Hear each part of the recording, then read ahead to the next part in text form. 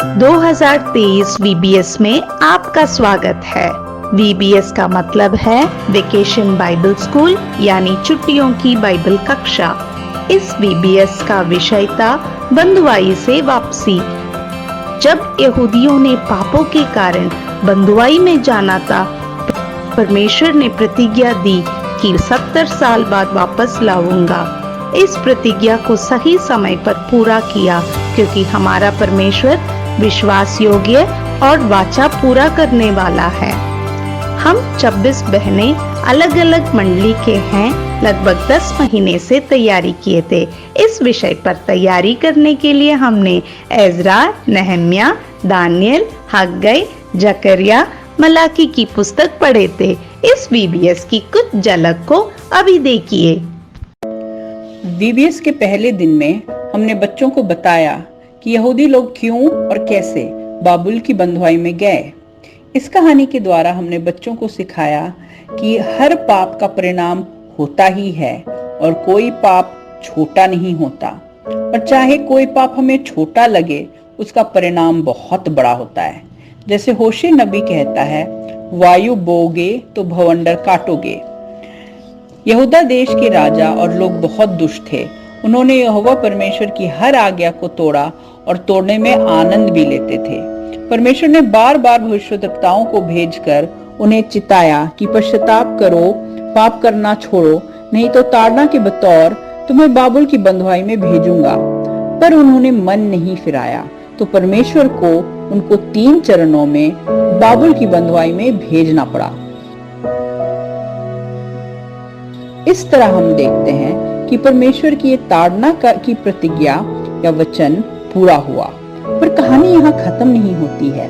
परमेश्वर ने और एक प्रतिज्ञा भी की कि 70 साल के बाद बाबुल के राज्य का अंत होगा और फारस का राजा खुसरो जो गद्दी पर बैठेगा, वो यहूदियों को यहूदा वापस जाने की इजाजत देगा। और हम देखते हैं कि आगे ऐसे ही होता है और परमेश्वर अपने इस वचन को भी पूरा करता है। वीबीएस के दूसरे दिन हमारा विषय था बंधुआई से यहूदियों की यरूशलेम को पहली वापसी और मंदिर का पुनर्निर्माण।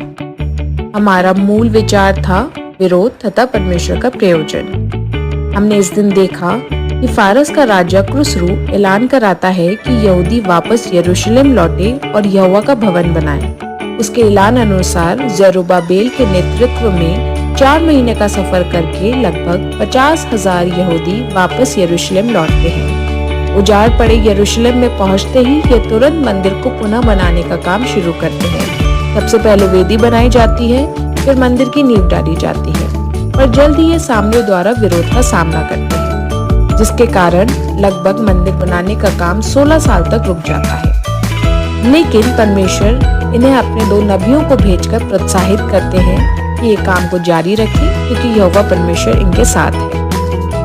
यहूदियों को इस समय पर शासन कर रहे राजा दारा का भी सहयोग मिलता है। मंदिर का पुनर्निर्माण कार्य पूरा होता है, लोग आनंद मनाते हैं और फसह का पर्व भी बनाया जाता है। इस दिन हमने सीखा कि कई बार परमेश्वर का काम करते हुए विरोध का सामना तो करना पड़ता है, पर यहोवा हमारे साथ है। वह हमें कभी भी निराश नहीं छोड़ता, पर अपने लोगों या वचनों द्वारा प्रोत्साहित करता है और जो वो कहता है उसे पूरा करता है। वीबीएस के तीसरे दिन में यहूदियों की दूसरी वापसी और उनके जीवन के पुनर्निर्माण के बारे में हमने सीखा, जिसमें परमेश्वर का छिपा हुआ हाथ था। परमेश्वर ने अर्थक्षेत्र राजा के मन को बदला। उसने एजरा को, जो एक निपुण शास्त्री था, उनको परमेश्वर के वचन को सिखाने के लिए भेजा। वचन ने उनकी गलतियों को दिखाया। गलती साधारण लोगों से लेकर जिम्मेदार लोगों ने भी की थी। उनको अपने गलतियों से मन फिराने का मौका मिला। परमेश्वर के वचन के अनुसार चलने की वाचा बांधने के कारण उनके जीवन का पुनर्निर्माण हुआ। वीबीएस में आज का विषय है शहरपनाह का पुनर्निर्माण। इस विषय द्वारा हमने सीखा परमेश्वर का अनुग्रहकारी हाथ कैसे पूरे कार्य में उनके साथ बना रहा। जब नेहम्याह ने यरूशलेम की उजड़ी दशा के बारे में सुना, उसने कई महीनों तक प्रार्थना किया, साथ साथ योजना बनाई और परमेश्वर के अनुग्रह से उसने इस काम को पूरा भी किया। इस काम को करते हुए अलग अलग तरह से विरोध हुआ। कभी बाहर के लोग यानी पड़ोसी राज्य उनका मजाक उड़ा रहे थे और कभी धमकी दे रहे थे। अंदर के लोग यानी उसके अपने यहूदी भाई आपस में लड़ रहे थे और विश्वासघात कर रहे थे। लेकिन परमेश्वर के अनुग्रह से शहरपनाह का पुनर्निर्माण का कार्य 52 दिन में पूरा हो गया और इस काम को करने के लिए अलग अलग लोगों ने साथ दिया, जैसे याजक, लेवी, सुनार, व्यापारी, इत्र बनाने वाले, हाकिम अपनी बेटियों के साथ। नेहमिया के जीवन से हमने सीखा हमें अपने जीवन में प्रत्येक कार्य के लिए प्रार्थना करना है, योजना बनानी है और उस पर अमल करना है। VBS के 5वें दिन में हमने बच्चों को बताया कि लोगों के जीवन में फिर से सुधार हुआ, जो एजरा, नेहमिया और मलाकी के अगुवाई में हुआ था। इससे हमने ये सिखाया कि वचन हमें परिवर्तन लाता है। जब एजरा ने व्यवस्था सुनाया तब लोगों ने पश्चाताप किया। फिर उनके जीवन में आराधना उमड़ा, वचन का पालन, अलगाव का जीवन और मंदिर में सेवा के लिए उन्होंने वाचा बांधा। आज्ञाकारिता से उनके जीवन में आनंद आया। लेकिन कुछ साल बाद जब नेहमिया फारस को लौट गया, वे फिर से पाप में गिर गए। प्रभु की आशीष को खोकर वो कुड़कुड़ाने लगे। प्रभु ने मलाकी द्वारा उनके पापों को प्रकट किया और अपने ओर फिरने के लिए कहा, पर नहीं फिरे। नेहमिया वापस आकर लोगों की मनमानी को जब देखा, उसे बहुत गुस्सा आया। उसने बड़े कड़े कदम उठाए ताकि मंदिर का काम सही से हो सके और सबत का सही से पालन हो सके। जिन्होंने गैर यहूदी स्त्रियों से विवाह किया था, उनको उसने दंड दिया। हमने देखा कि मंदिर बन गया, शहरपनाह भी बन गया, लेकिन लोगों के जीवन को तो बार बार सुधारना पड़ा, क्योंकि इंसान का मन बार बार परमेश्वर की मार्ग से हट जाता है। इसलिए हमें हमेशा वचन के आधार से हमारे जीवन को जांचते रहना चाहिए। हमने बहुत से गीत सीखे।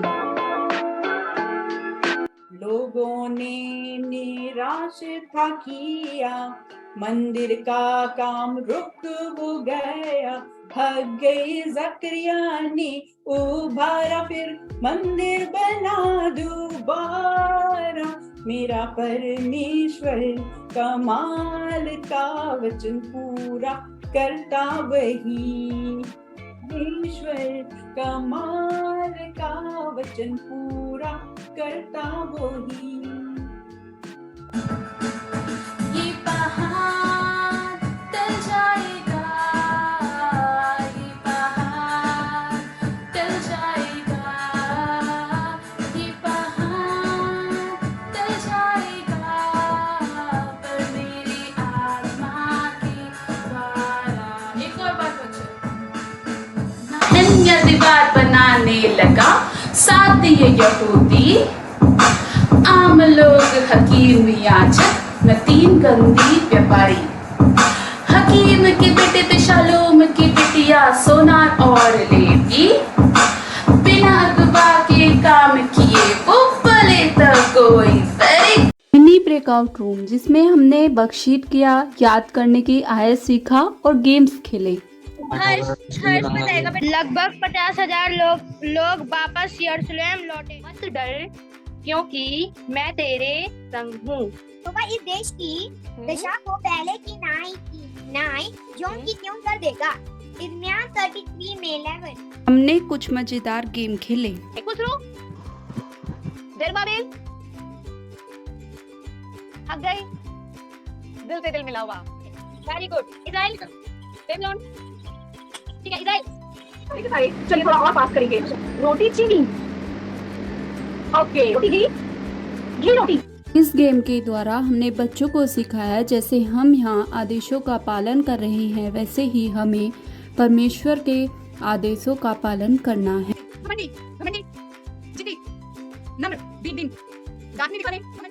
किसको पसंद है? किसी को पसंद है खिचड़ी?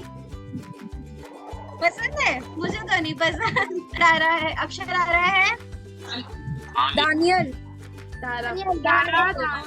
इस गेम के द्वारा हमने बच्चों को सिखाया कि हमें एज़रा शास्त्री की तरह निपुण बनना है। 1 very nice 2 4 इस गेम के द्वारा हमने बच्चों को सिखाया कि मिलकर काम करने से सफलता मिलती है। हमें मिलकर परमेश्वर का काम करना है। क्या है? शामिल की 3। अच्छा, इनोश वाइपर लेकर आया लाल। और क्या है? वाइपर और ढक्कन। ओके, तो इनोश की 2, शामिल की 3। ओके, बाइबल का जो पन्ना होता है वो लाल होता है। ओके, एक रेड रबर बैंड, एक रेड ब्रश ओके। और एक रेड ढक्कन। प्रभु के अनुग्रह से हमारा ये समय बहुत ही आनंद में रहा। हमने VBS में कुछ इंटरेस्टिंग क्राफ्ट्स बनाए। ये डे 1 का क्राफ्ट है स्क्रॉल बुक, जिसके द्वारा हमने बच्चों को सिखाया कि 70 साल के बाद यहूदा के लोगों की बंधुआई से वापसी और यहूदा और यरूशलेम का फिर से बनना परमेश्वर के वचन के आधार पर हुआ। उन दिनों में वचन स्क्रॉल्स पर लिखे जाते थे, इसलिए हमने VBS नोटबुक की शेप स्क्रॉल की शेप में चुना। ये हमारे VBS के पहले दिन का क्राफ्ट है। ये यरूशलेम की शहरपनाह है। उसका फाटक 12 फाटकों में से एक फाटक और मंदिर को हमने दिखाया है, जिसका पुनर्निर्माण पहली वापसी के बाद हुआ है और इसको हमने एक मुकुट का रूप दिया हुआ है। ये हमारे डे 2 का क्राफ्ट है, यरूबाबेल यहोवा की मुद्रिका। ये अंगूठी या मुद्रिका दिखाता है यहोवा के उस अनुग्रह को जो उसने यरूबाबेल पे किया और वो अधिकार जो यहोवा परमेश्वर ने यरूबाबेल को सौंपा। डे 3 का क्राफ्ट है, जिसके द्वारा हमने बच्चों को सिखाया जैसे एज़रा ने अलगाव का प्रचार किया, एक विश्वासी होने के नाते हमें भी बहुत सी बातों से अलग रहना है, जैसे गलत आत्मिक संगति, गलत दोस्त, गलत मीडिया, गलत सांसारिक चाल चलन। गलत चीज़ों से हमें अलग रहना चाहिए क्योंकि इससे हमारी हानि होती है। ये डे 4 का क्राफ्ट है। कुछ नया तो नहीं है। जो शैपना का हमने मुकुट बनाया था, उसी में हमने उन सब का नाम लिखा जिन्होंने शहरपनाह बनाने में मदद की थी। नहमिया, महायाजक, इत्र बनाने वाले, शल्लूम और उसकी बेटियां, आम लोग, फाटक के रखवाले, हाकिम, हाकिम के बेटे, लेवी, व्यापारी, सुनार, नतीन, तेकोई। ये डे 5 का क्राफ्ट है, जिसके द्वारा हमने बच्चों को सिखाया कि वचन हमें कैसे बदलता है। वचन से पश्चाताप आता है, वे पाप से शुद्ध होते हैं, आनंद, आज्ञाकारिता और फिर दिल से परमेश्वर के लिए आराधना आती है। फिर हमने एक मिशनरी डॉक्टर पॉल ब्रांड के बारे में जाना। आइए हम डॉक्टर पॉल ब्रांड की जीवन से देखेंगे कि किस तरह से प्रभु ने उन्हें इस्तेमाल किया। पॉल का जन्म 1914 17 जुलाई को हुआ था तमिलनाडु में, जहां उनके पिता जेसी ब्रांड और माता एवलिन ब्रांड मिशनरी का काम करते थे। उनका बचपन अपने माता पिता को प्रभु के काम में मगन होते हुए देखकर गुजरा था। इंग्लैंड में अपनी पढ़ाई के दौरान केवल 15 साल की आयु में उन्होंने अपने पिता को खो दिया।